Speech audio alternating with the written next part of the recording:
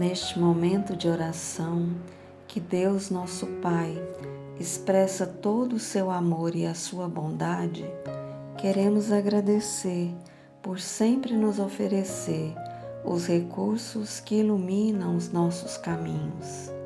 Nessa ocasião singular, novamente recebemos o convite para convivermos de maneira mais próxima com Jesus.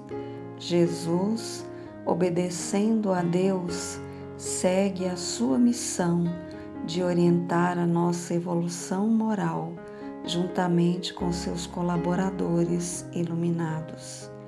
Primeiramente, organizou a nossa casa planetária para ser a nossa morada e, em seguida, recebeu a cada um de nós como seus irmãos queridos e necessitados.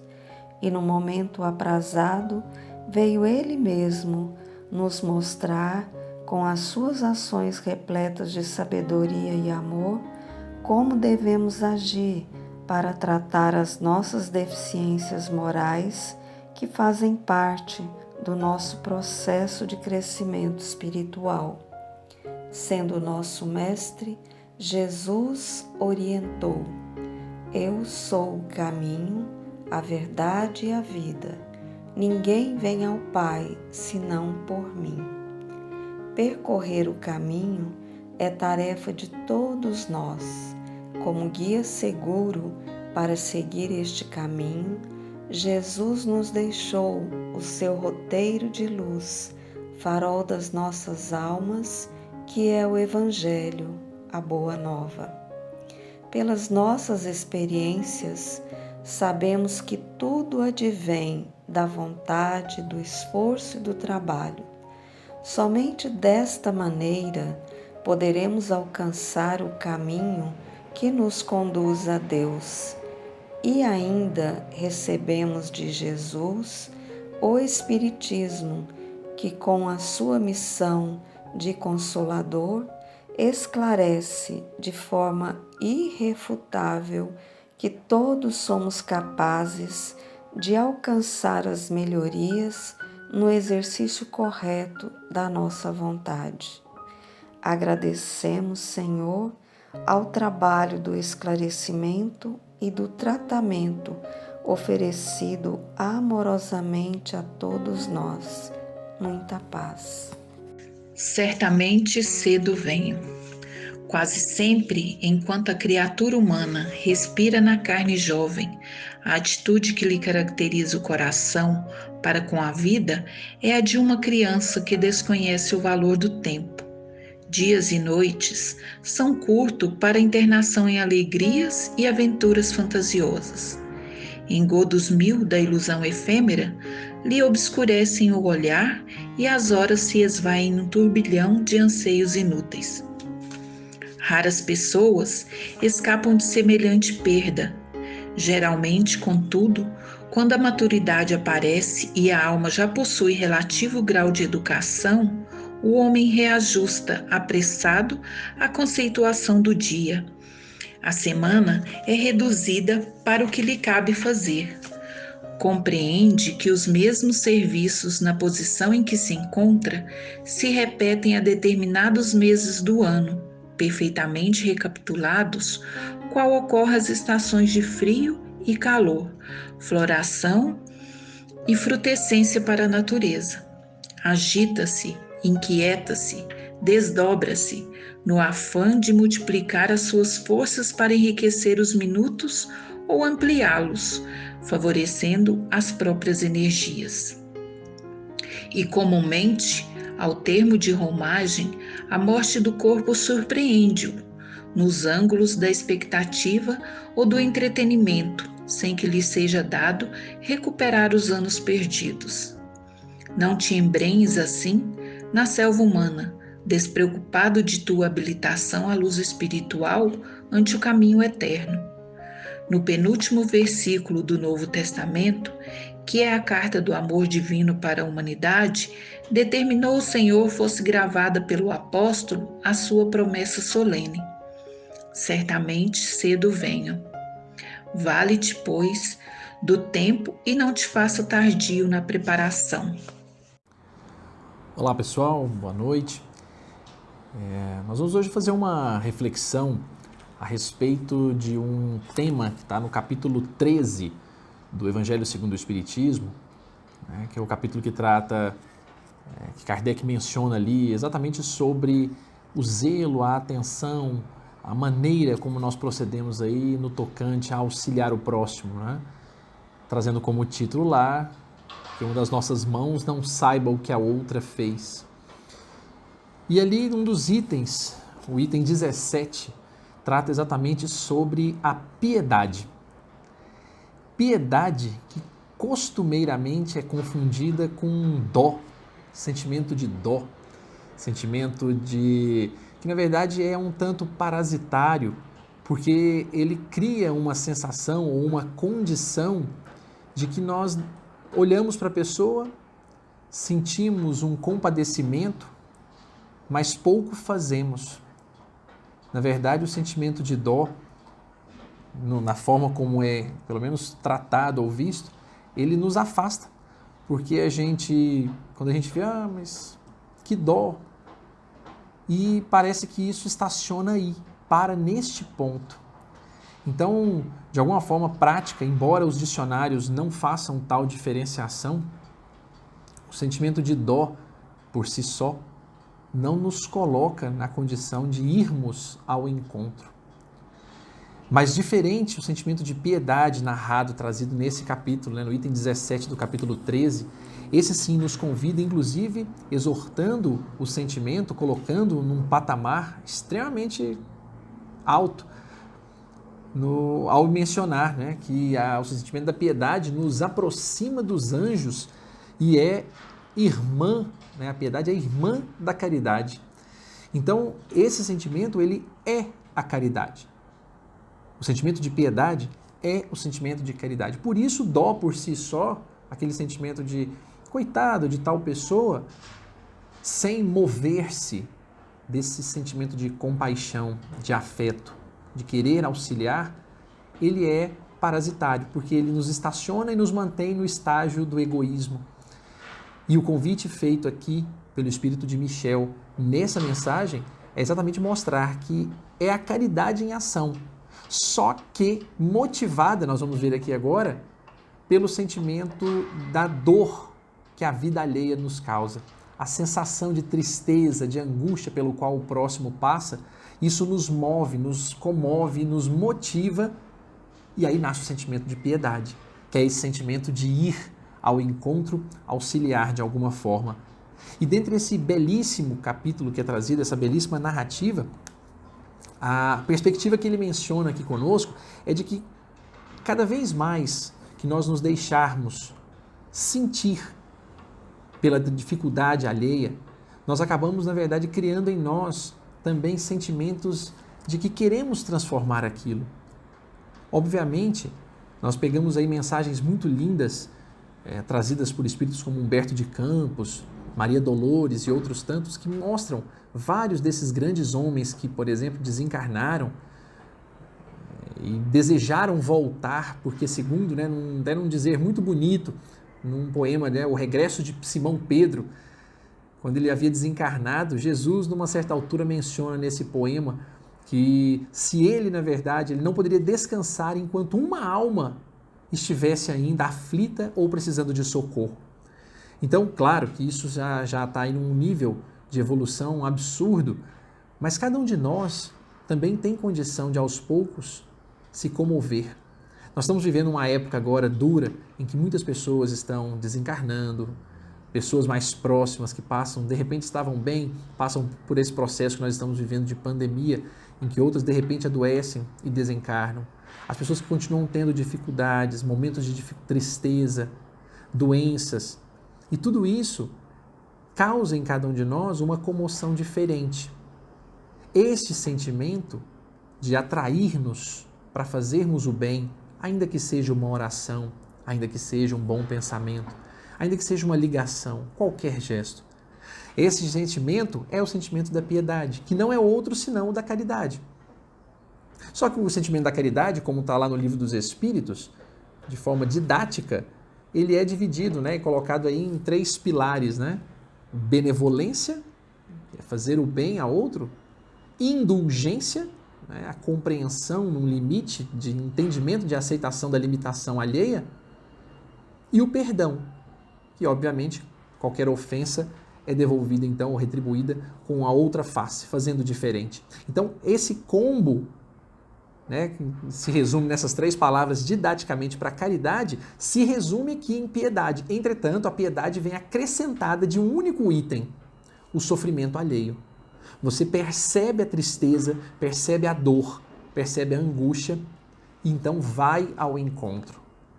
Essa capacidade de comover-se com a dor alheia é que define o quão nós somos caridosos / piedosos ou não.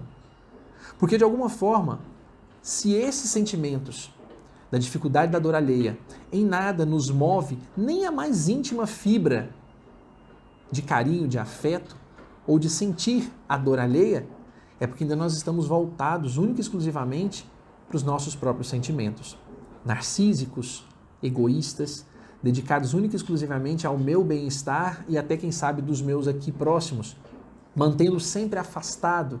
Prefiro não saber de maneira nenhuma sobre nada. Obviamente, pessoas que acabam adoecendo quando se envolvem de forma muito intensa, e aí, embora não seja eu da área da psicologia, não poderia de forma alguma aqui mencionar se é positivo ou negativo. Pessoas já me disseram, né, outros tempos eu achava que era importante nós irmos aos hospitais, aos lugares de muito sofrimento, para vermos o sofrimento alheio e enfrentarmos os nossos de maneira muito diferente. Mas a experiência acaba nos mostrando também que muitas pessoas que acabam indo de forma muito intensa ao encontro da dor alheia terminam, na verdade, se sentindo também adoecidas, desesperançadas com o mundo. Então, tudo é preciso um pouco de sabedoria, de parcimônia, de saber aonde vai. Mas, de toda forma, independente de se ir ou não, na convivência do dia a dia, lembrando Jesus que por onde passava distribuía virtude, segundo o Evangelho de Marcos, em qualquer lugar vai haver dor, vai haver sofrimento, vai haver dificuldade, ainda que seja dentro de casa. E você mover-se, e aí sim, de íntima compaixão, manifestando o sentimento de piedade, é o grande diferencial que nós podemos carregar conosco, que a doutrina nos convida, que o cristianismo nos convida como um todo. Então, sob esse aspecto, nós lembramos aqui a parábola do bom samaritano, em que alguns passaram de forma desapercebida, muitas vezes porque não queriam mesmo se envolver, fechados em sua própria maneira de proceder, e o samaritano, vendo, ou seja, né, os demais passaram de largo, sequer viram, mas o bom samaritano viu. E esse ver pressupõe muito mais do que simplesmente enxergar. O ver é esse sentir. É olhar a pessoa que está em dificuldade na rua, é olhar o amigo que está passando por problema em casa, é olhar aquela pessoa que está às vezes precisando de uma conversa, é olhar o filho que está solitário ali na frente da televisão. É olhar, é ver e sentir a pessoa. Quem assim o faz, termina não resistindo e faz como o bom samaritano na sequência do versículo, e vendo-o, moveu-se de íntima compaixão. Esse sentimento nobre do amor que nasce e faz com que nós nos mexamos. Se eu não posso dar alguma coisa, ao menos dar aquilo que eu sou, aquilo que tenho. E aí, faço uma observação nesse momento, trazendo aqui para nós o livro Fonte Viva, em que Emmanuel, na mensagem 60, denominada Esmola, faz um comentário precioso trazido do Evangelho de Lucas, em que se comenta, né, na passagem do capítulo 11, em que Lucas assim descreve, nas falas de Jesus: dai antes esmola do que tiverdes. Aquilo que parece óbvio, né? Se eu tenho, eu dou. E no final das contas, Emmanuel nos mostra aqui que é exatamente o contrário. Porque o que eu acho que tenho, o dinheiro que tenho, a posse que tenho, o carro que tenho, a roupa que tenho, o calçado que tenho, nada disso é meu. E Emmanuel menciona nessa mensagem exatamente essa noção, dizendo-nos: Jesus não disse, dá a esmola daquilo que detém. E aí sim, o carro que eu detenho, a roupa que eu detenho, o dinheiro que eu detenho, são todas propriedades de Deus, não minhas. Eu apenas as detenho, apenas usufruo desses bens materiais agora. Então Jesus muito sabiamente e profundamente nos diz, dá daquilo que tem, daquilo que é meu, propriedade minha, verdadeira, e não dessas coisas que eu apenas detenho. E aí ele faz uma ideia, transcreve uma ideia, uma noção muito aclarada e faz-nos perguntas nesse sentido. Se nós estamos, por exemplo, doando a esmola do perdão, serei eu capaz de deixar passar uma ofensa? Serei eu capaz de me calar diante do ódio alheio? Serei eu capaz de auxiliar indistintamente uma pessoa, ainda que ela não peça ajuda? Serei eu capaz, por exemplo, de dar uma boa palavra? Serei eu capaz de ouvir alguém? Serei eu capaz de ser gentil com alguém, por exemplo, na rua, no trânsito, em casa? Essas doações, essas esmolas, nos pertencem de verdade, porque compõem, fazem parte do que somos, e não daquilo que detemos nessa existência. Então, Emmanuel faz perguntas bastante importantes para nós, as quais agora peço licença para lê-las, mas ele nos pergunta, em certa altura, que temos nós próprios para dar? Que espécie de emoção estamos comunicando aos outros? Que espécie de comunicação nós estamos tendo com os outros? De emoção estamos passando? Repassando em nossas mensagens, por exemplo, pelo WhatsApp? Que tipo de diálogo estamos tendo com as pessoas? Que reações provocamos no próximo? Estimulamos a conversação, a falaciosidade das pessoas? Ou estamos tratando de alguma conversa mais edificante no meio onde estamos? O que distribuímos com os nossos companheiros de luta diária? Reclamação? Ou estamos dispostos a fazer cada vez mais, a dar um passo de esperança, a falarmos um pouco melhor? Qual o estoque de nossos sentimentos? Qual o estoque de nossos sentimentos? Estamos guardando conosco sentimentos de inveja, vaidade, egoísmo, ódio? Ou estamos aos pouquinhos colocando ali pitadas de amor, fraternidade, generosidade? E enfim, a última pergunta, que tipo de vibrações espalhamos? Então, a partir dessas perguntas, fica claro que, na verdade, Emmanuel reforça que esse dar algo por piedade não se trata simplesmente de dar algo, mas aí sim de dar alguém a essa pessoa. É por isso que esse capítulo todo ele menciona que esse sentimento é que nos faz progredir.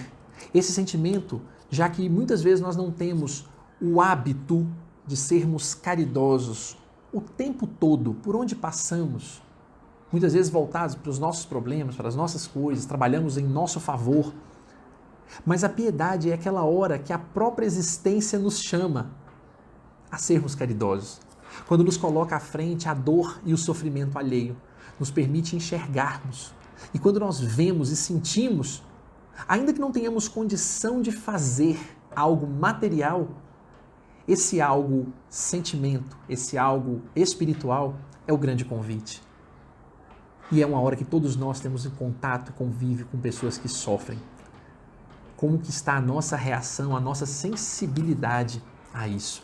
Quando ele diz que isso nos aproxima de Deus, é porque nos comove de verdade.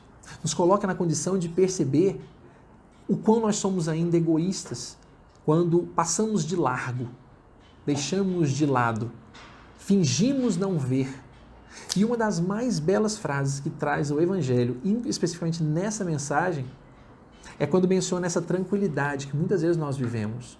E repito, não é que nós devemos agora padecer em sofrimento, porque o mundo sofre, e enquanto o mundo não se corrigir, eu também sofrerei. Não é a ideia de sofrer pelo mundo. É, na verdade, a da habilidade de aos poucos perceber o sofrimento, se não do mundo inteiro, de quem convive conosco, de quem está perto de nós, de quem temos acesso, de quem encontramos nas ruas, e pensarmos em mecanismos de auxílio, estarmos alertas para se esse sentimento nos comove ou não.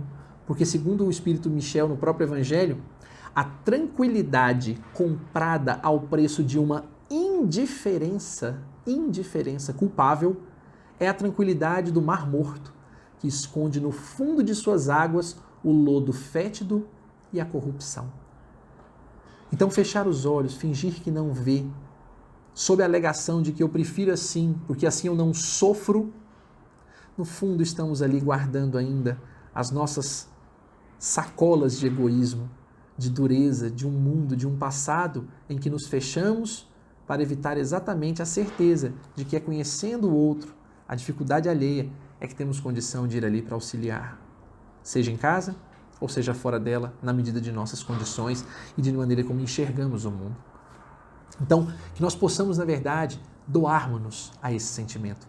Inicialmente, por certo, vai nos causar sim um abalo, uma angústia, um sofrimento, de olhar o outro e perceber a dor alheia. Mas com o passar do tempo, nós começamos a refletir para dentro e pensar: puxa vida, eu tenho tanto, eu detenho tantas coisas e eu também tenho condição de ajudar. Eu posso parar hoje, posso fazer uma oração verdadeira, eu posso ir ali dar uma palavra, eu posso sorrir para a pessoa que chora nessa hora, eu posso afagar-lhe os cabelos no momento do sofrimento, eu posso ligar para ela se não posso visitá-la no instante de pandemia, eu posso fazer algo para que diminua, minore, ainda que seja uma isolada fala ou uma isolada visita. O bem que nós pudermos fazer ante o sofrimento alheio, todo ele será, como já dizia Chico Xavier e Emmanuel, né? Serão advogados nossos em toda parte.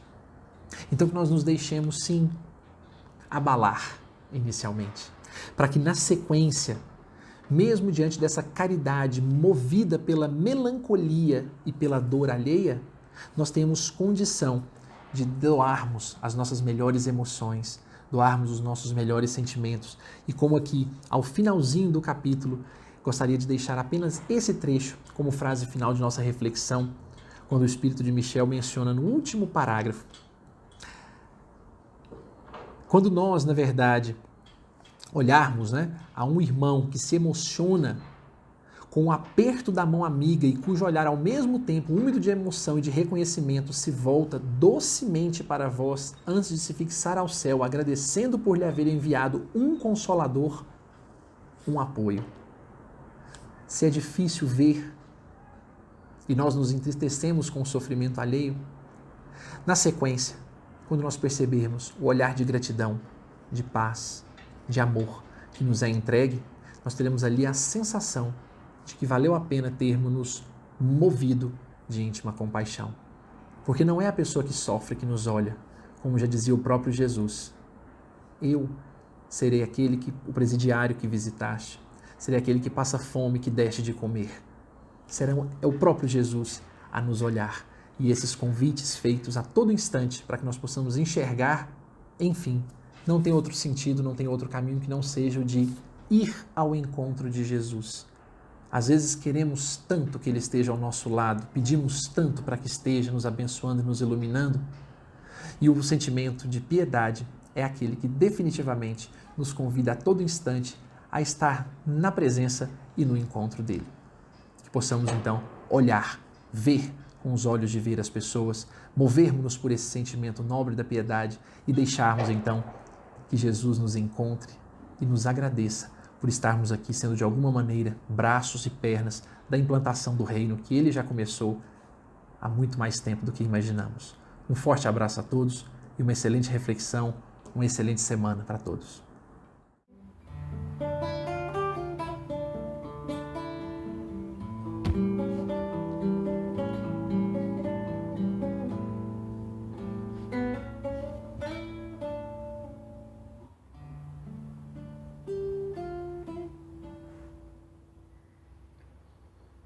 Alma gêmea da minha alma, flor de luz da minha vida, sublime estrela caída,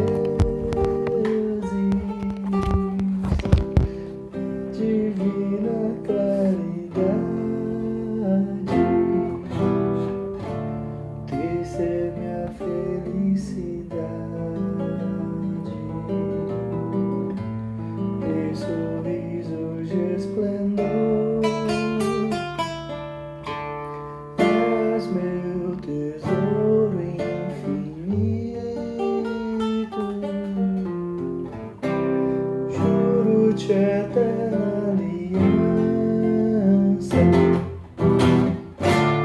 pois que sou tua esperança, como és tudo meu amor. Alma gêmea da minha alma, se eu te perder algum dia, serei a escura agonia da saudade dos teus véus. Se um dia me abandonares,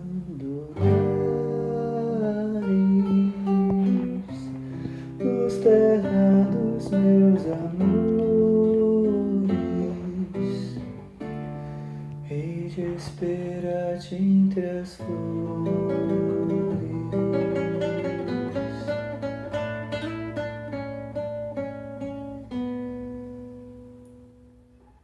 Da claridade do céu.